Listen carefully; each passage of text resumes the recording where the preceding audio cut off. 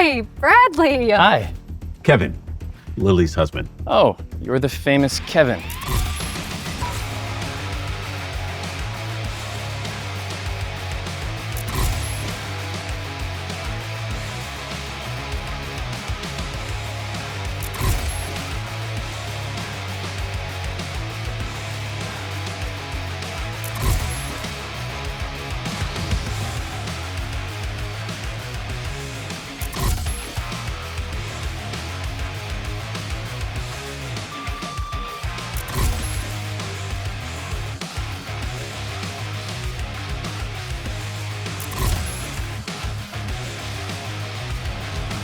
I got you a little gift. What? You didn't have to do that. Yeah, Bradley. Be careful with that. It's a Dream Lovers. No! It's a fake. Dream Lovers necklaces cost a small country's GDP. It's an exact replica. It cost me $100,000. Stay away from my wife. You and Lily have been married for over 2 years now, and still no children. Are you just looking for reasons to break up my marriage? Why are you getting defensive? You know, Dorothy, I can't with you. So why haven't you told her yet? If I was the heir to a Fortune 500 company, I would never tell the girl I'm with, "Oh, look at me, I'm a billionaire. Please don't tell my wife." Never thought I'd hear from you again. I was wrong about you. Your family needs you. We've gone bankrupt. Will you save us? Kevin? I'll hear you out on 2 conditions. You're gonna fire one of your board members, Bradley something. And number 2, by 6 o'clock this evening, you will get me an authentic Dream Lovers necklace. I just want it delivered to my wife in secret. Consider it done. We got a new contract last month, and now we owe the client $7 million. I don't mean to eavesdrop, but I can help. You. Kevin, who's been living off his wife for the past 2 years? She needs help. And You're gonna call me boss when I prove you wrong. And when you can't conjure up $4 million from the void, you're gonna call me mistress. Kevin just saved my company? That's unbelievable. Kevin, Jason. that's a nice suit. Was it on sale? No, Lily and I do prefer to dress a little bit more casual. She does prefer fine jewelry.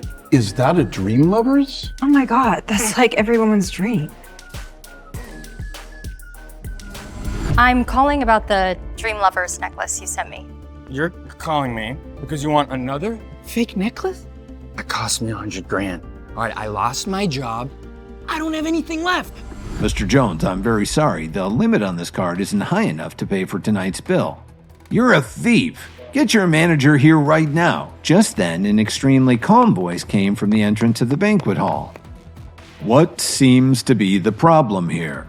May I ask who you are? Kevin stood up, turned around, and looked calmly at Mr. Cook.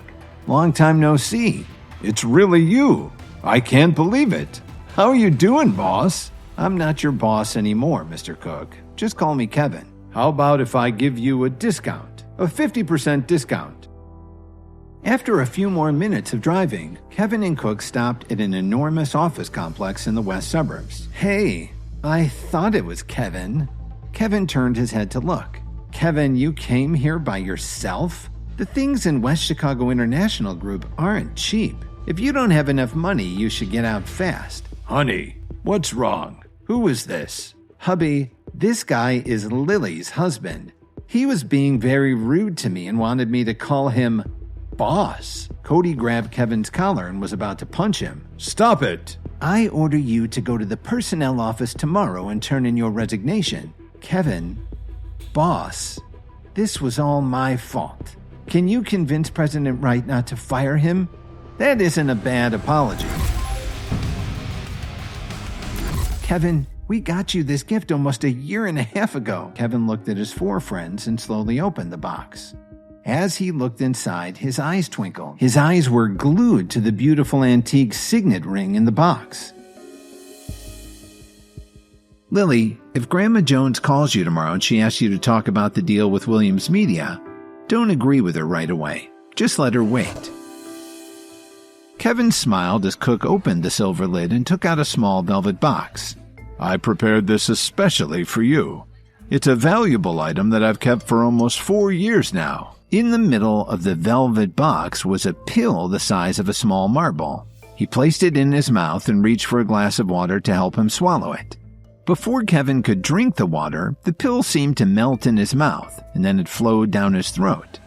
He suddenly felt a sharp pain in his abdomen. Then his whole body felt like ice. Then his eyes rolled up in his head, and he fainted. It's Grandma Jones's birthday the day after tomorrow, so you have 2 days to try and find something nice. He and Grandma Jones shared the same birthday, but usually everybody spends so much time fawning over Grandma that they forgot about him. Grandma Jones, I want to ask your blessing to marry Lily. Stop! What the hell is wrong with you? I've been sitting right here the whole time and you're asking if you can marry my wife right in front of me? Kevin had lost it. Now it was Jason's turn to stick his nose in things. Who do you think you are? You have no right to speak here. You're not a member of the family. I may not be much, but I'm better than you jack. Kevin spat back. I'll kick your ass, loser. Jason threw the first punch, but Kevin stepped to the side to avoid it and caught his fist. So, you're going to get violent, are you? Then Kevin twisted Jason's wrist with a move that his friend Emo had shown him back when he was his family bodyguard. Everyone there heard a sharp pop, and Jason let out a loud moan. Why have you always been such a douche to me? Jason felt like one of his ribs might be broken. He sat on the floor yelling in pain as he held his wrist.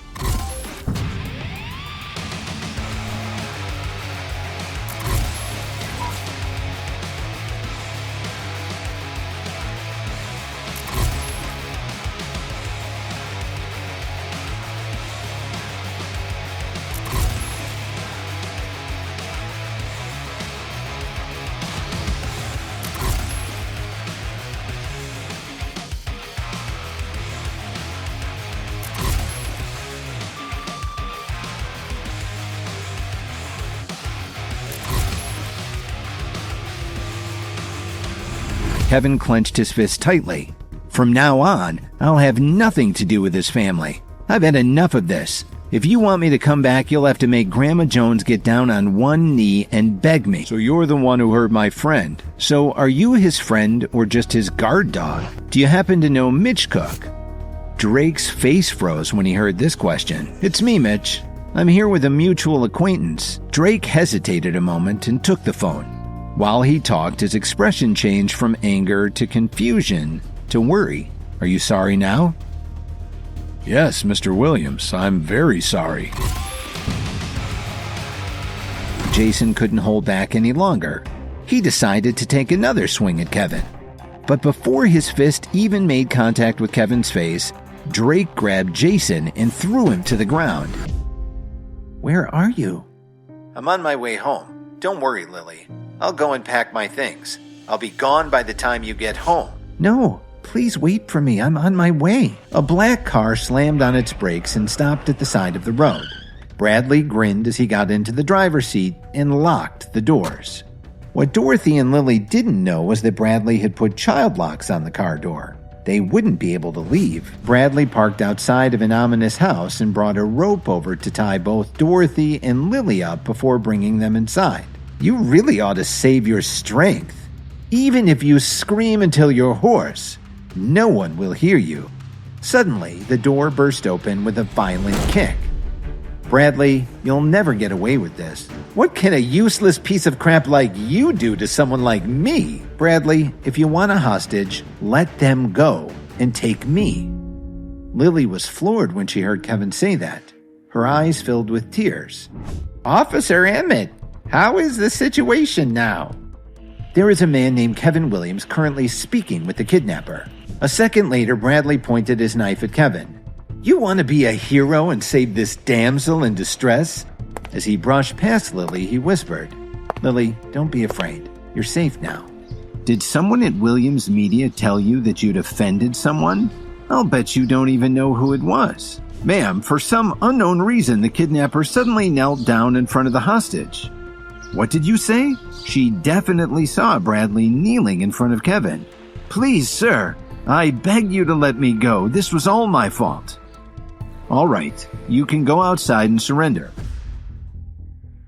Kevin, what are you doing here? The man with Lily suddenly blurted out. Lily, what did you just say?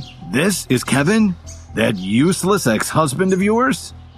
This was Grant Butcher, the perfect son-in-law Dorothy had just found for Lily. I hate to tell you this, but we sell high-end real estate here. Do you think you'd even qualify for a mortgage? Well, I don't think that's really up to you. This is the Corwin Tower. The penthouse is available for anyone who can afford the price tag. $8 million. Can you afford it? Who said I can't afford it? He just took out a black card from his wallet. If you can buy the Corwin Tower penthouse, I will personally kiss you. But Mr. Butcher, this gentleman has already bought the Corwin Tower penthouse, Lisa told him. What did you say? Will that be the left cheek or the right? Garrett, do you really think your uncle can save you this time? I sure do. My uncle is the vice president of the company. Are you sure you want to continue to let him do whatever he wants? Garrett came up to Kevin from behind and grabbed his shoulder. Didn't you hear what I said? In a flash, Kevin turned around and defended himself by pushing Garrett away. Garrett, in a daze, rubbed his chin and moaned. Garrett made a fist and started to take a swing at Kevin. But before he could even hit him, Kevin gave him a hard slap in the face. Garrett staggered and fell back into his chair. Mr. Ambrose, this is the new chairman of the Williams Group. When Ambrose saw Kevin staring at him like that, he became furious with his nephew for putting him in this position. Edward Ambrose is demoted but will continue to work in the company. His original position will be taken over by Mark Turner. Garrett Butcher is terminated. Where have you been for the past 2 days? I found a job, he explained. The salary is pretty good and it also provides food and lodging. Don't you plan to come home? Why are you letting that guy come back? Didn't he abandon you? I went to a lot of trouble to introduce you to Garrett Butcher. How did that go? Don't ask me again. I'm not going to divorce Kevin. Lily looked at the sports car parked in front of the house. That's my boss's car. Because I'm taking the day off, he lent it to me. Mr. Williams, these were sent over by President Wright at West Chicago International and Mr. Cook from the Whistler Hotel. Kevin opened the box on his desk and looked inside. Inside it was a red pill, similar to the tan one that Cook had given him a while back. The medical properties of the new pill actually enhance the properties of the first one you took. It should help you a lot. So he picked up the pill and swallowed it. Within seconds, Kevin felt like his whole body was engulfed in flames. Kevin's phone rang and startled him back to reality. Who's this? Kevin asked in confusion. This is Phoebe Anderson. You can come to our antique store, Anderson Fine Jewelry and Antiques. An hour later, Kevin arrived at the entrance of the Anderson family store. Excuse me, sir. Are you on the list? The two security guards looked menacing as they rushed up to Kevin and grabbed his arms. Kevin struggled slightly and the two guards flew 6 feet away, hitting the ground with a thud. Kevin was stunned by this. He looked down at his hands in disbelief. Her senior appraiser rushed into the studio to ask for help with a string of pearls that he was unsure of. If you buy these pearls, you're making a huge mistake. What do you mean? It's quite simple. They're fake. I want to invite you to be the chief antique appraiser for Anderson Fine Jewelry and Antiques. I don't need to come into work every day and I'll earn $150,000 a year. Why would I say no to that offer? Today is the premiere of Brittany Davis's show, the one that the Jones family took the lead on. I won't be able to attend. Brittany was halfway through her song. There was a problem with her microphone. The crowd began to boo. A little over a half an hour later, the 4 staff members who had screwed up Brittany's show entered the CEO's office. Kevin's phone rang. Dorothy's voice blared in Kevin's earpiece. Do you have any idea what just happened? Hurry up and meet us at the Jones mansion. Lily, it wasn't easy for our family to set up the deal with Williams Media, and I suggest you pull her out of all her duties in the company. I disagree. Kevin, you really have some nerve. When Brittany heard this, she turned to look at Lily. Lily could barely make eye contact. Please don't blame yourself, Lily. I've already looked into this, and it isn't your fault at all. You guys can come in now. Tell Grandma Jones everything that happened. It's him. It was Jason Jones who ordered us to do it. He gave us $75,000 each to sabotage Brittany's microphone. I forbid you to be involved in our family business. Kevin's phone suddenly rang. Hello, Miss Anderson. Kevin, I really need your help. I'm at the store. I'll be waiting for you at the door when you get here. Kevin waved down a taxi and got to Anderson Antiques in half an hour. I'd bet everything I own. This painting is definitely authentic.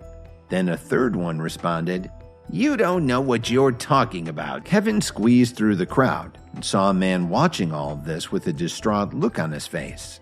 It was Phoebe's father, Truman Anderson. May I take a look?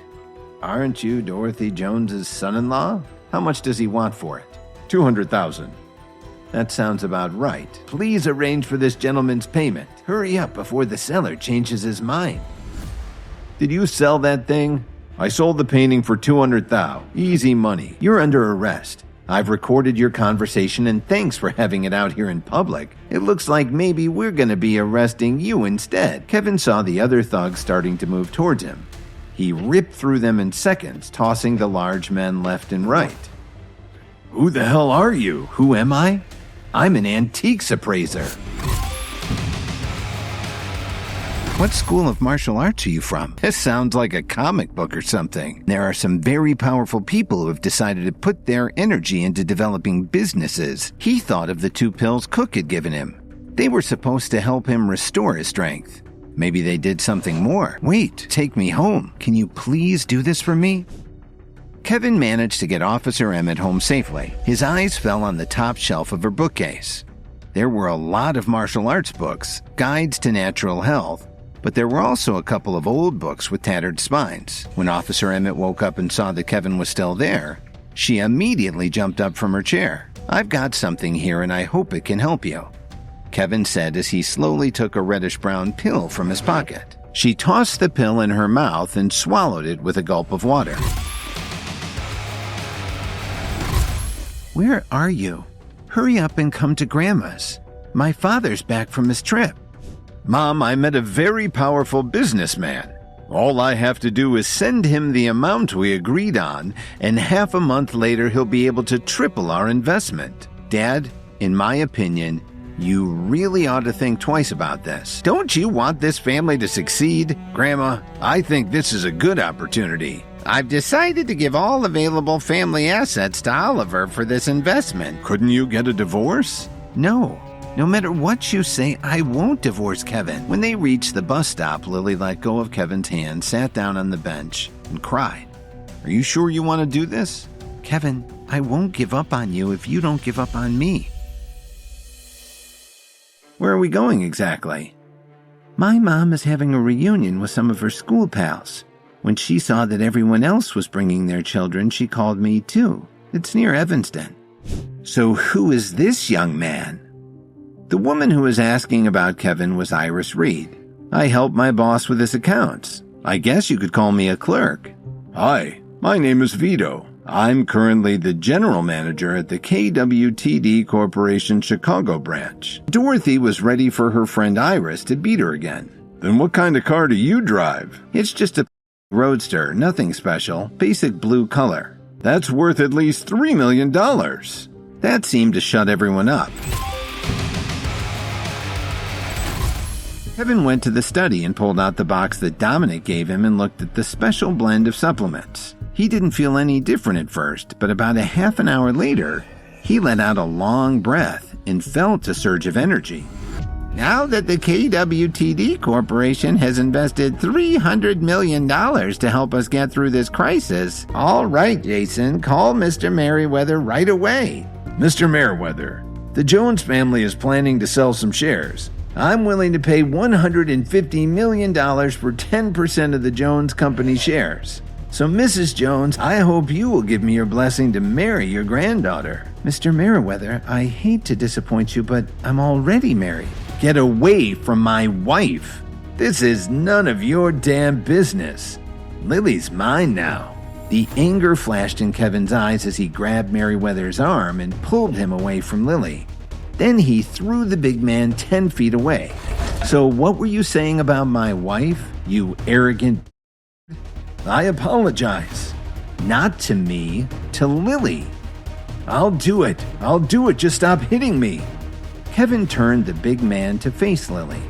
Lily, Mrs. Williams, I'm sorry, I should never have done this.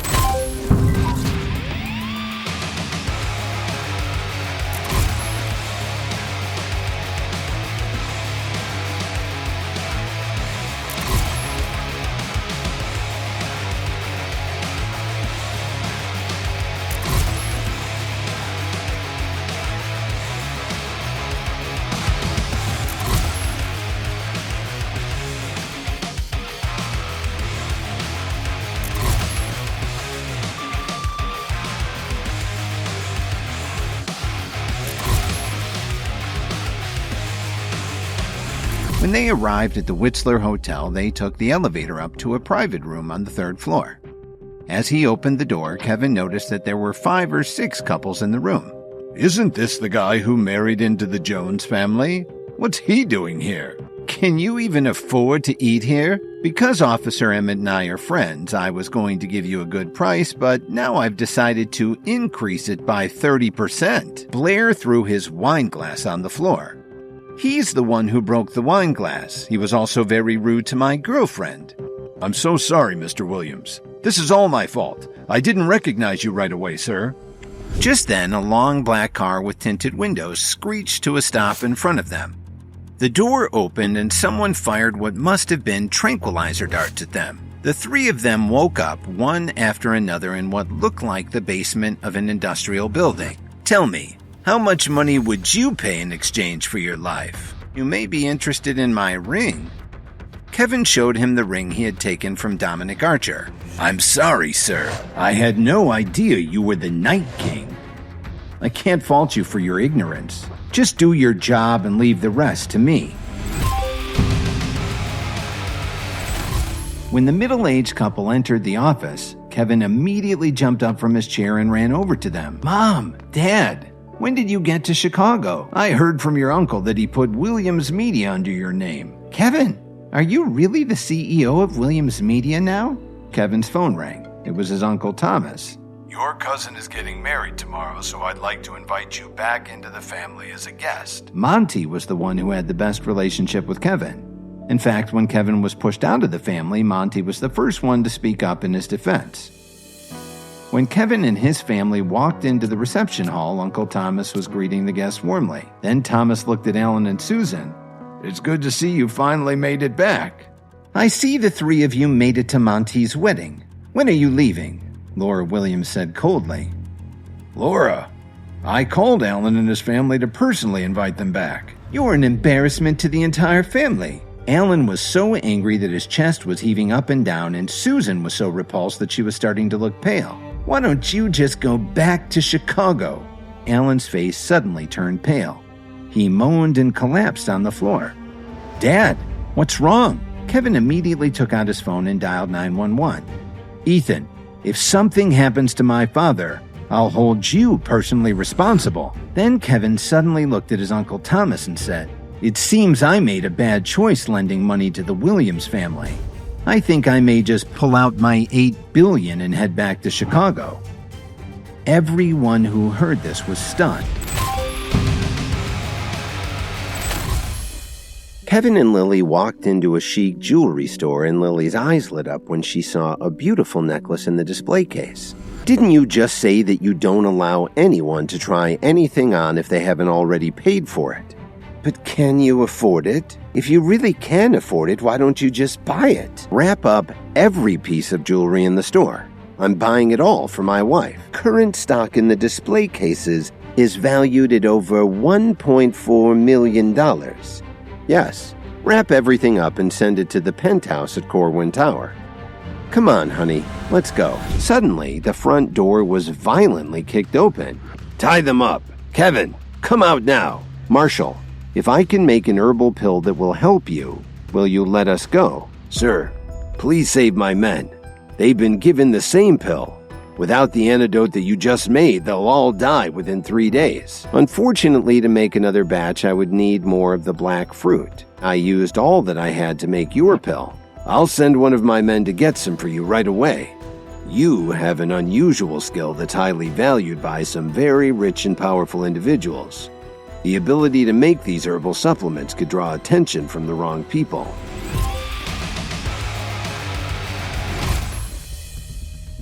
Mr. Williams, as soon as the market opens this morning, our company's shares are expected to drop by 20%. Let's use our money to push back at them. Kevin is right. We definitely can't avoid it.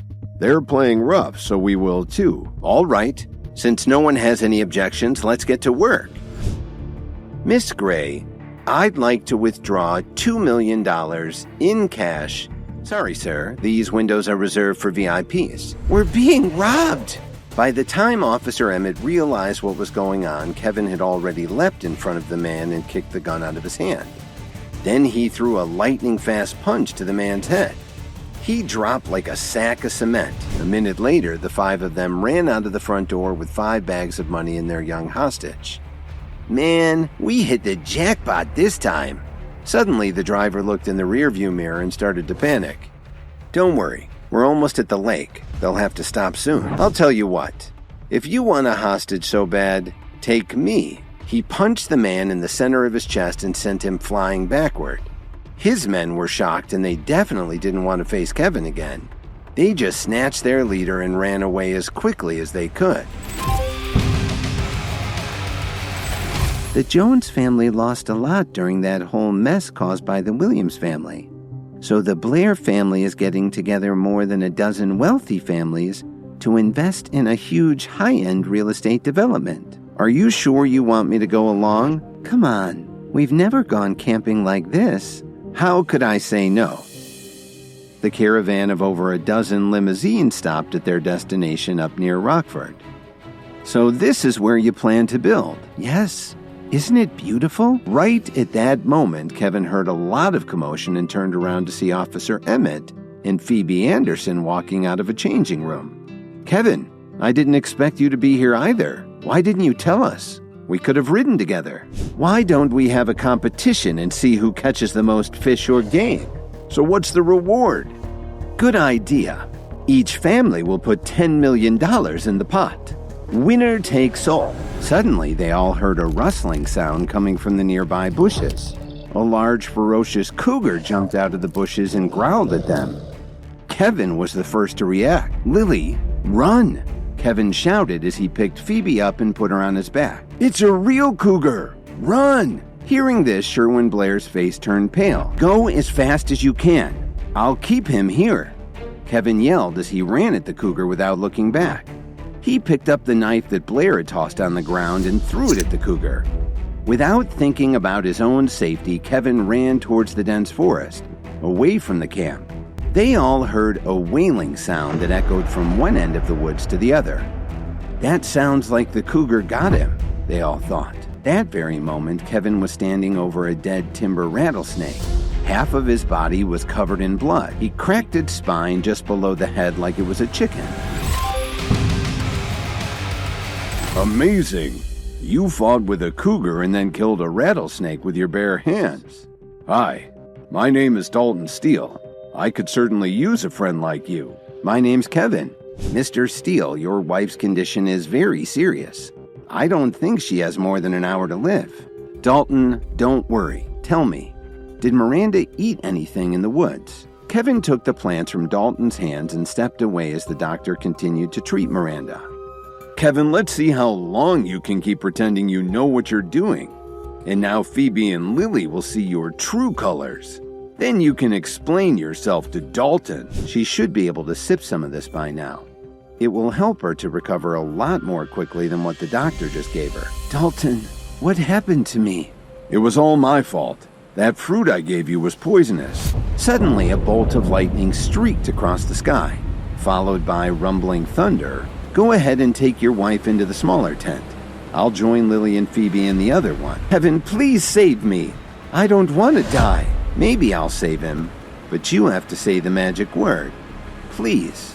The next day, Blair's family managed to get where there was cell phone coverage to call for some limos to come pick them up early. Suddenly, the driver slammed on the brakes. "I'm very sorry about that, but there's a tree blocking the road." There were also a few people standing in the road, scratching their heads and trying to figure out what to do. My uncle hurt his leg when the tree fell, and he needs to get to the hospital right away. Can you please help us? Don't listen to them. We need to get out of here right now. As they were stepping out of the limo, Kevin turned around and said to Blair and the others, "If you need any help later, don't come crawling to me. But my friends and I need some money. As long as you follow our instructions and hand over all the money you have, I guarantee that you'll all be just fine." As he extended his hand, someone seized it firmly. "If you're going to rob us, then just do it and move on. Try anything else and you'll regret it."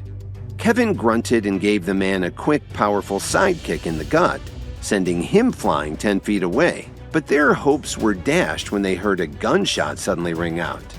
The head of the gang had shot out one of the windows of the limo. "This is a robbery," the man with the injured leg said as he pulled out a knife and held it to Blair's neck.